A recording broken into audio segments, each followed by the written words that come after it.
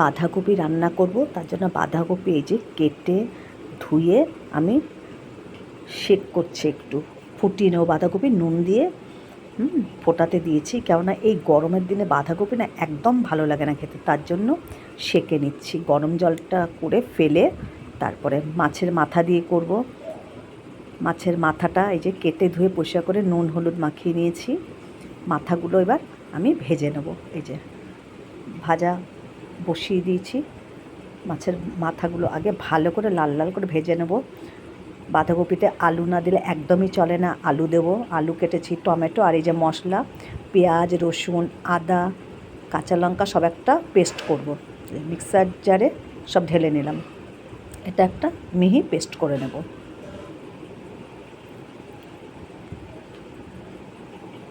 এই যে পেস্ট করে নিয়েছি সব একসাথে। এই যে মাথাগুলো ভাজাও হয়ে গেছে, যে লাল লাল করে মাথাগুলোকে ভেজে নিচ্ছি। এই যে এবার মাথাগুলোকে তুলে নিলাম।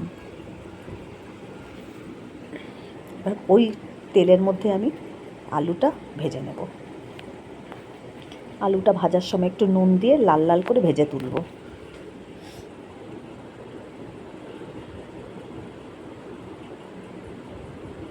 একটু নুন দিয়ে দিলাম।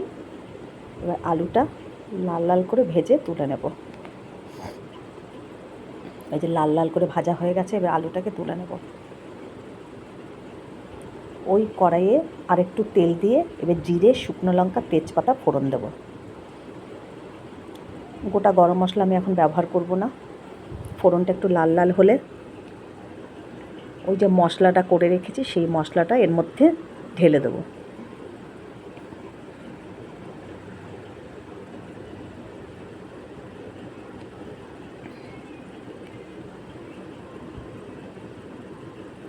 এবার ওই মশলাটা দিয়ে দেবো, পেঁয়াজ রসুন আদা কাঁচা লঙ্কা যে পেস্ট করেছি। রুই মাছের মাথা তো একটু পেঁয়াজ রসুন টসুন দিয়ে করলে বাঁধাকপিটা খেতে খুব ভালো হবে। এবার এটা ভালো করে কষিয়ে নেব।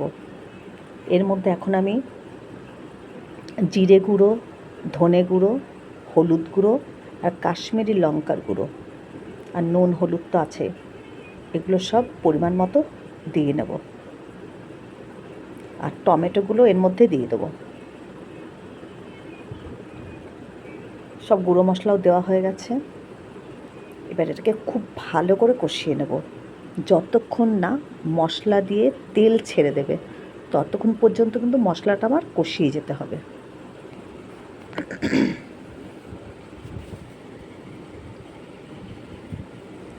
ভালো করে মশলাটা কষাবো।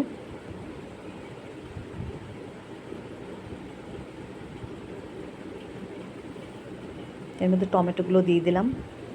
এবার আরও ভালো করে কষাতে হবে।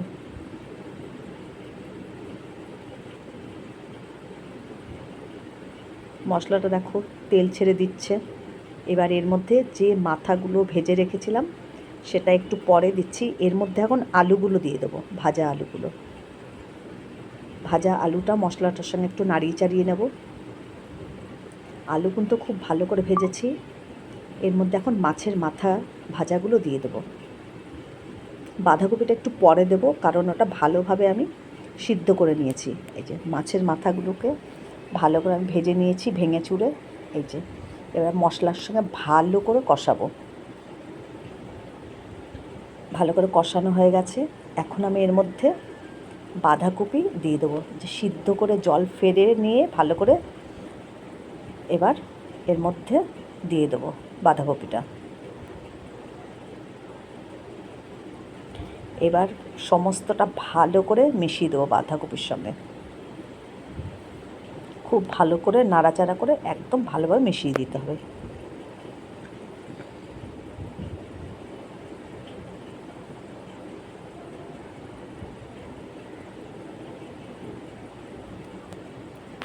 এবার এটাকে একটু ঢেকে রাখবো। দুটো কাঁচা লঙ্কা চেরা দিয়ে দিলাম। হ্যাঁ, এবার এটাকে একটু থালা দিয়ে হতে দেব। এবার একটু পরিমাণ মতন চিনি দিয়ে দিলাম। এবার ভালো করে আবারও একটু নাড়াচাড়া করে নেব। বাঁধাকপি কিন্তু এখনও হয়নি। ভালো করে কষাতে কষাতে বাঁধাকপিটাকে করতে হবে। যত বাঁধাকপি কষানো হবে ততই কিন্তু বাঁধাকপি খেতে খুব টেস্ট হবে।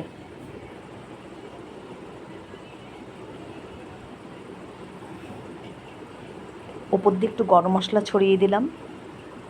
এই যে এবার গরম মশলাটা ভালো করে নাড়িয়ে চাড়িয়ে একদম পুরো বাঁধাকপি কিন্তু আমার হয়ে গেছে।